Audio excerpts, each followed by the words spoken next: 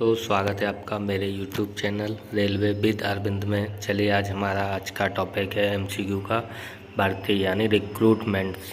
इससे मुख्य क्वेश्चन कौन कौन से बनते हैं चलिए आज हम देखते हैं। क्वेश्चन नंबर फर्स्ट क्या हो जाएगा, सीधी भर्ती किस श्रेणी में नहीं की जाती? तो ग्रुप बी की जो भर्ती होती है वो सीधी डायरेक्ट भर्ती नहीं होती है, वो प्रमोशन द्वारा होती है। क्वेश्चन नंबर 2 पे चलते हैं। अपर लिपिक में सीधी भर्ती यानी जूनियर क्लर्क में सीधी भर्ती विभागीय भर्ती का कोटा कितना परसेंट होता है? तो दोनों में 50-50% होता है। 50% भर्ती डायरेक्ट होगी और 50% डिपार्टमेंटल की ओर से होगी। क्वेश्चन नंबर 3 पे चलते हैं। प्रबल लिपिक में सीधी भर्ती का क्या परसेंटेज है? मतलब सीनियर क्लर्क में तो 20% भर्ती है, ये डायरेक्ट भर्ती से होती है। क्वेश्चन नंबर 4 पे चलते हैं। प्रबल लिपिक में विभागीय भर्ती और पदोन्नति का क्या परसेंट है? प्रबल भला डायरेक्ट प्रमोशन कोटा से 80% और वैसे सीधी भर्ती होती है 20%। क्वेश्चन नंबर 5 पे चलते हैं। स्नातक अवर लिपिक से प्रबल लिपिक हेतु सीमित विभागीय प्रतियोगिता परीक्षाओं के लिए निर्धारित कितना परसेंटेज है? तो हो जाएगा 3%। क्वेश्चन नंबर 6 पे चलते हैं। क्या प्रबल लिपिक यानी सीनियर क्लर्क में 20% के रिक्त पदों की सीधी भर्ती रेलवे भर्ती बोर्ड द्वारा की जा सकती है? तो हाँ, की जा सकती है। क्वेश्चन नंबर 7 पे चलते हैं। स्टाफ नर्स की श्रेणी में सीधी भर्ती का कितना परसेंटेज होता है? तो 100% स्टाफ नर्स का डायरेक्ट भर्ती होती है। क्वेश्चन नंबर 8 पे चलते हैं। अनुसूचित जाति यानी SC के विकलांगों को चतुर्थ श्रेणी यानी ग्रुप डी में अधिकतम कितनी आयु तक भर्ती हो सकती है? तो 45 वर्ष तक। ठीक है, उसमें ऐसा होता है कि 30 वर्ष तो जनरल लोगों की आयु होती है, 10 वर्ष होती है विकलांगों को कोटा, विकलांगों को 10 वर्ष छूट दी जाती है और SC के लिए 5 वर्ष अलग से, तो टोटल हो गए 45 वर्ष। क्वेश्चन नंबर 9 पे चलते हैं। क्या अन्य पिछड़ी जातियों के उम्मीदवारों को सीधी भर्ती में कितने वर्ष की छूट दी जाती है? तो OBC वालों को 3 वर्ष की। क्वेश्चन नंबर 10 पे चलते हैं। SC और ST उम्मीदवारों की सीधी भर्ती में कितने वर्ष की छूट दी जाती है? तो 5 वर्ष की। क्वेश्चन नंबर 11 पे चलते हैं। चतुर्थ श्रेणी लेवल 1 ग्रेड पे 1800 में नियुक्त के लिए सक्षम अधिकारी कौन है? तो junior scale officer. Question number 12 पे चलते हैं। लैब सहायक यानी टेक्नीशियन चिकित्सा की कोटि में सीधी भर्ती विभागीय भर्ती का कोटा क्या होता है? तो 100% होता है। ठीक। क्वेश्चन नंबर 13 पे चलते। ASM में ग्रेड लेवल 6 में सीधी भर्ती और विभागीय भर्ती के कितने प्रतिशत आरक्षण होता है? तो डायरेक्ट भर्ती होती है 60% और डिपार्टमेंटल के द्वारा होती है 40%। क्वेश्चन नंबर 14 पे चलते हैं। Question number 14। गार्ड वेतन गार्ड लेवल 5 ग्रेड पे 2800 में सीधी भर्ती और विभागीय पदोन्नति भर्ती कोटा क्या रहता है? तो सीधी भर्ती होती है 60% और 40% होती है डिपार्टमेंटल। चलते हैं। टिकट संग्राहक ग्रेड वेतन लेवल 3 विभागीय पदोन्नति कोटा कितने परसेंट है? तो 50%। क्वेश्चन नंबर 16 पे चलते हैं। टिकट संग्राहक ग्रेड वेतन लेवल 3 सीधी भर्ती RRB कोटा कितने परसेंट होता है? तो 50%। क्वेश्चन नंबर 17 पे चलते हैं। ट्रैफिक अप्रेंटिस लेवल 6 में सीधी भर्ती और पदोन्नति कोटा कितने प्रतिशत होता है? तो 15% सीधी भर्ती और 10% प्रमोशन कोटा। क्वेश्चन नंबर 18 पे चलते हैं। विधि सहायक ग्रेड वेतन लेवल 7 में सीधी भर्ती कोटा कितने परसेंट होता है? तो 40%। क्वेश्चन नंबर 19 पे चलते हैं। विधि सहायक ग्रेड वेतन लेवल 7 में पदोन्नति कोटा कितने परसेंट होता है? तो 60%। क्वेश्चन नंबर 20 पे चलते हैं। पूछताछ आरक्षण लिपिक ग्रेड वेतन लेवल 5 में विभागीय पदोन्नति कोटा कितने परसेंट होता है? 75%। क्वेश्चन नंबर 21 पे चलते हैं। पूछताछ एवं आरक्षण लिपिक लेवल 5 में सीधी भर्ती कोटा कितने परसेंट है? तो 25% और डिपार्टमेंटल हो जाएगा 75%। क्वेश्चन नंबर 22 पे चलते हैं। लेवल 1 से वाणिज्य लिपिक लेवल 3 में पदोन्नति कोटा कितने परसेंट होता है? तो 50%। क्वेश्चन नंबर 23 पे चलते हैं। रेल पथ निरीक्षक लेवल 6 में सीधी भर्ती कोटा कितने परसेंट है? तो 50%।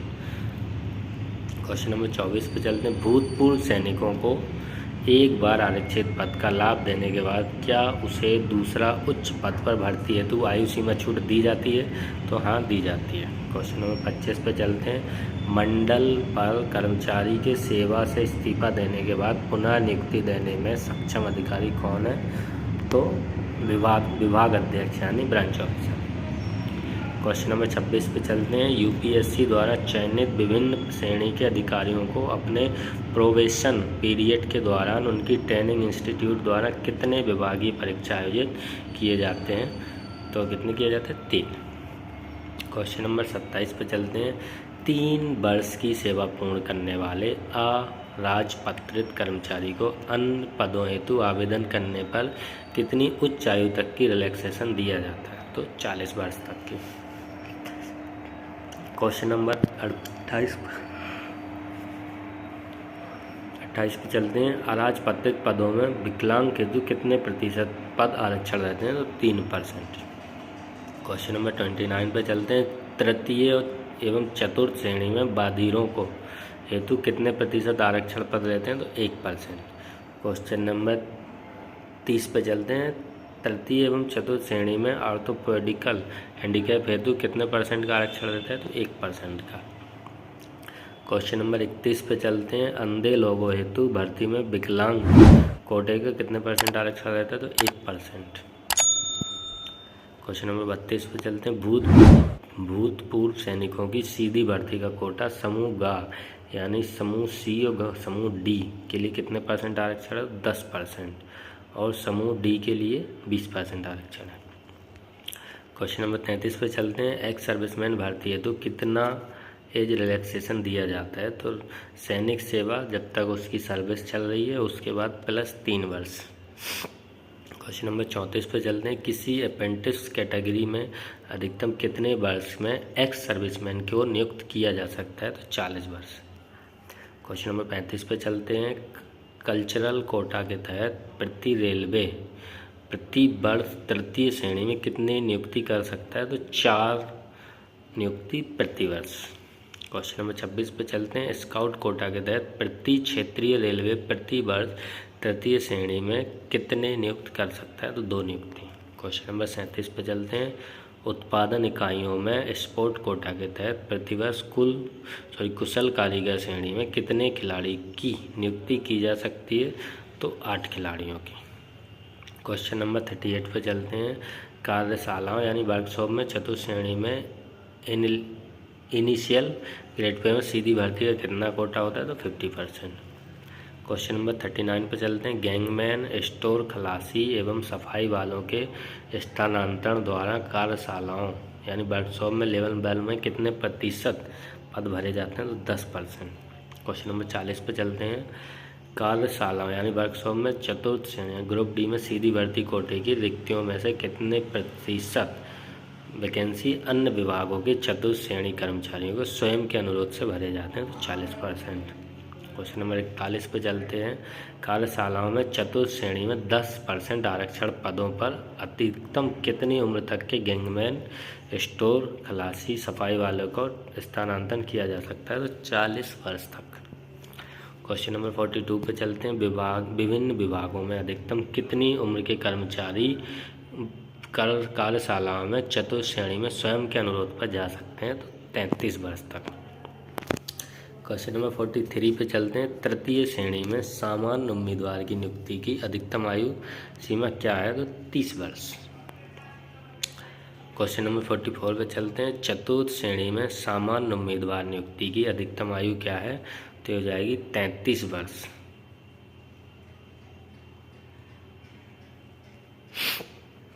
क्वेश्चन नंबर 45 पे चलते हैं। कर्मचारी कल्याण निरीक्षक लेवल 7 में विभागीय पदोन्नति कितने प्रतिशत पद आरक्षित हैं? तो 100%। क्वेश्चन नंबर 46 पे चलते हैं। चतुर्थ श्रेणी में नियुक्ति हेतु वर्तमान में न्यूनतम कितनी शैक्षणिक योग्यता होनी चाहिए? तो 10वीं पास। क्वेश्चन नंबर 47 पे चलते हैं। सीधी भर्ती में विकलांग को अधिकतम कितने वर्ष की छूट दे है? तो 10 वर्ष। क्वेश्चन नंबर 48 पे चलते हैं। स्टेशन मास्टर कोटा लेवल 6 में सीधी भर्ती कोटे के अंतर्गत रेलवे भर्ती बोर्ड के माध्यम से यातायात अप्रेंटिसों से खुले बाजार में से कितने प्रतिशत पद भरे जाते हैं? तो 15%। क्वेश्चन नंबर 49 पे चलते हैं। आरपीएफ में ग्रुप बी से ग्रुप ए में जाने के लिए कितने प्रतिशत कोटा आरक्षण है? तो कुछ नहीं। क्वेश्चन नंबर 50 पे चलते हैं। सहायक स्टेशन मास्टर की रिक्तियाँ किस आधार पर भरी जाएंगी? 60% सीधी भर्ती, 25% विभागीय भर्ती, 15% रिक्त LDC। क्वेश्चन नंबर 51 पे चलते हैं। Non technical popular category NTPC कोटियों से रिक्तियाँ किस आधार पर भरी जाएंगी?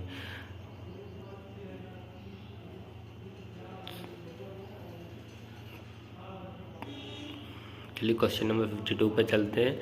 निर्माण निरीक्षक JE की रिक्तियाँ कैसे भरी जाती हैं? तो 60% सीधी भर्ती, 25% विभागीय और 15% LDC से। क्वेश्चन नंबर 53 पे चलते हैं। JE सिग्नल की रिक्तियाँ कैसे भरी जाती हैं? तो 40% सीधी भर्ती, 20% LDC, 40% विभागीय। क्वेश्चन नंबर 54 पे चलते हैं। जिन व्यक्तियों को एक से अधिक पत्नियां या पति हो वो क्या रेलवे में नौकरी के लिए पात्र हैं? तो नहीं है। और उनको कौन छूट दे सकता है? महाप्रबंधक, मतलब GM छूट दे सकता है। क्वेश्चन नंबर 55 पे चलते हैं। नव नियुक्त कर्मचारी को कितनी अवधि तक प्रोहिबिशन पर रखा जाता है, मतलब ऑब्जर्वेशन में रखा जाता है? 2 वर्ष तक। क्वेश्चन नंबर 56 पे चलते हैं। कार्मिक शाखाओं में लिपिक द्वारा अर्जित post graduate diploma in personal management पर कितने एडवांस इंक्रीमेंट्स दे है? तो कोई नहीं, नील। क्वेश्चन नंबर 57 पे चलते हैं। ग्रुप ए में सीधी भर्ती का प्रतिशत क्या है? 50%। क्वेश्चन नंबर 58 पे चलते हैं। आशु लिपिक लेवल 7 में पदोन्नति का प्रतिशत क्या है? तो 100%। क्वेश्चन नंबर 59 पे चलते हैं। ESM वेतनमान लेवल 2 में सीधी भर्ती और पदोन्नति का कोटा कितने प्रतिशत है? तो 50-50। प्रशासनिक स्तर पर स्थानांतरण के लिए न्यूनतम कितनी वर्ष की सेवा का होना अनिवार्य है? तो इसकी कोई सीमा नहीं, प्रशासन जब चाहे ट्रांसफ़र कर सकता है एक जगह से दूसरी जगह। क्वेश्चन नंबर 61 पे चलते हैं। एक तृतीय श्रेणी LLB कर्मचारी कितने वर्ष की सेवा अवधि के पश्चात कर्मचारी कल्याण निरीक्षण हेतु पात्र माना जाएगा? तो 7 वर्ष की सेवा के बाद। क्वेश्चन नंबर 62 पे चलते हैं। आरक्षण लिपिक की नियुक्ति के समय किस श्रेणी की चिकित्सा परीक्षा पास करनी होती है? तो C2। ठीक। क्वेश्चन नंबर 63 पे चलते हैं। महाप्रबंधक सब्स्टिट्यूट कर्मचारी की नियुक्ति करते हैं, सही बात। क्वेश्चन नंबर 64 पे चलते हैं। रेलवे विभाग के विशेष श्रेणी के अप्रेंटिस कौन सी एजेंसी चयनित करती है? तो UPSC। क्वेश्चन नंबर 65 पे चलते हैं। यदि कोई अस्थायी रेल कर्मचारी प्रशिक्षुक अप्रेंटिस चयनित होकर जाता है तो क्या प्रशिक्षण अवधि में मकान किराया भत्ता मिलता है? यदि प्रशिक्षण स्तर पर कर्मचारी ने छात्रावास सुविधा ले रखी है तो मिलेगा, पूर्व मुख्यालय की दर से। क्वेश्चन नंबर 66 पे चलते हैं। यदि सेवा के करार में अन्यथा व्यवस्था नहीं हो तो रेल प्रशासन प्रशिक्षण अवधि में से कितनी अवधि का नोटिस देकर किसी अप्रेंटिस को अप्रेंटिसशिप समाप्त कर सकता है? तो 1 सप्ताह या 7 दिन। ठीक। क्वेश्चन नंबर 67 पे चलते हैं। यदि किसी अप्रेंटिस के प्रशिक्षण पूर्व वह प्रशिक्षण अवधि के मध्य प्रशिक्षण से त्यागपत्र दे देता है तो उसे त्यागपत्र की अनुमति कब मिलेगी? जब वह प्रशिक्षण का पूरा खर्च जमा करवा देवे तब। क्वेश्चन नंबर 68 पे चलते हैं। अप्रेंटिसों पर अन्य कौन से श्रम नियम लागू होते हैं? कौन से श्रम नियम लागू होते हैं? 1923 कामगार क्षतिपूर्ति अधिनियम, ECA कारखाना अधिनियम 1948। क्वेश्चन नंबर 69 पे चलते हैं। अप्रेंटिस जिसका प्रशिक्षण अवधि पश्चात रेलवे विभाग में समाहन हो चुका है तो उसकी प्रशिक्षण अवधि क्या वेतन निर्धारण, पेंशन लाभों हेतु आरक्षण सेवा पूर्ण रूप से गणना योग्य है? तो हाँ है। क्वेश्चन नंबर 70 पे चलते हैं। अप्रेंटिसों की वार्षिक कार्य अवधि कितने दिन की होती है? तो उनकी होती है 240 दिन की। क्वेश्चन नंबर 71 पे चलते हैं। सेवानिवृत्ति के बाद दुर्घटना स्वरूप मृत्यु हो जाने की स्थिति में अनुकंपा के आधार पर नियुक्ति देय होती है तो नहीं होती है। क्वेश्चन नंबर 72 पर चलते हैं। एक्ट अप्रेंटिस कोर्स पूरा करने पर लेवल 1 के लिए आयु सीमा में कितने वर्ष की छूट दी जाती है? तो अधिकतम 3 वर्ष की छूट। क्वेश्चन नंबर 73 पे चलते हैं। केंद्रीय सरकार की भर्ती में आर्थिक कमजोर सेक्शन EWS के लिए आरक्षण प्रतिशत क्या है? तो 10% का आरक्षण है। क्वेश्चन नंबर 74 पे चलते हैं। सभी विभागों में लेवल 1 की भर्ती हेतु न्यूनतम शैक्षणिक योग्यता क्या है? तो 10वीं पास प्लस ITI। क्वेश्चन नंबर 75 पर चलते हैं। एक वर्ष के लिए करेंसी ऑफ पैनल बढ़ाने के लिए सक्षम प्राधिकारी कौन होता है? तो महाप्रबंधक यानी GM। क्वेश्चन नंबर 76 पे चलते हैं। रेलवे प्रोजेक्ट के लिए भूमि अधिग्रहण द्वारा प्रभावित भूधारक को मुआवजा राशि कितनी होती है? तो 5 लाख रुपए। क्वेश्चन नंबर 77 पे चलते हैं। मंडल स्तर पर स्काउट एंड गाइड लेवल 2 भर्ती के लिए वार्षिक कोटा कितना है? तो 3 प्रत्येक रेलवे और 1 उत्पादन यूनिट। क्वेश्चन नंबर 78 पे चलते हैं। 7वें वेतन आयोग में मैट्रिक्स के अनुसार स्काउट एंड गाइड लेवल 1 की भर्ती के लिए वार्षिक कोटा कितना है? तो ये जैसे कि अभी हमने क्वेश्चन किया है, अभी इसका आंसर कंफर्म ये वाला, प्रत्येक मंडल में 2 उत्पादन unit. Option number 4 right answer. Question number 79 पे चलते हैं। 7वें वेतन आयोग में पे मैट्रिक्स के अनुसार स्काउट एंड गाइड लेवल 2 की भर्ती के लिए वार्षिक कोटा कितना है? 1 प्रत्येक मंडल पर 1 उत्पादन यूनिट। क्वेश्चन नंबर 80 पे चलते हैं। 7वें वेतन आयोग में पे मैट्रिक्स के अनुसार सांस्कृतिक कोटे में लेवल 2 की भर्ती के लिए वार्षिक कोटा कितना है? तो प्रत्येक मंडल में 2 उत्पादन यूनिट। ठीक। क्वेश्चन नंबर 81 पे चलते हैं। सिग्नल एवं दूरसंचार विभागों में लेवल 2 की भर्ती हेतु न्यूनतम शैक्षणिक योग्यता क्या है? तो 12वीं तथा 10वीं या 12वीं प्लस ITI। ये इसका आंसर हो जाएगा 12th विथ फिजिक्स मैथ और 10 प्लस ITI। ठीक। क्वेश्चन नंबर 82 पे चलते हैं। लेवल 6 समूह गा की नियुक्ति प्राधिकारी कौन होता है? तो कनिष्ठ प्रशासनिक ग्रेड। क्वेश्चन नंबर 83 पे चलते हैं। सभी सीधी भर्ती रिक्तियां निर्दिष्ट के संदर्भ में केंद्रीय सरकार के आर्थिक कमजोर सेक्शन मतलब EWS के लिए आरक्षण कब से प्रभावी हुआ? तो ये हुआ है अपना 1 फरवरी 2019 से। क्वेश्चन नंबर 84 पे चलते हैं। सामान्य वर्ग के विकलांग उम्मीदवारों की सीधी भर्ती कोटे के मामले में आयु सीमा अधिकतर कितने वर्ष की छूट दी जाती है? तो 10 वर्ष की। क्वेश्चन नंबर 85 पे चलते हैं। अन्य पिछड़ी जाति वर्ग के विकलांग उम्मीदवारों की सीधी भर्ती कोटे के मामले में आयु सीमा में अधिकतम कितने वर्ष की छूट दी जाती है? तो ये दी जाती है 13 वर्ष की। क्वेश्चन नंबर 86 पे चलते हैं। SC और ST जाति के वर्ग के विकलांग उम्मीदवारों की सीधी भर्ती कोटे के मामले में आयु में अधिकतम कितने वर्ष की छूट दी जाती है? तो 15 वर्ष की। 10 विकलांग कोटा प्लस 5 वर्ष SC ST कोटा के हिसाब से।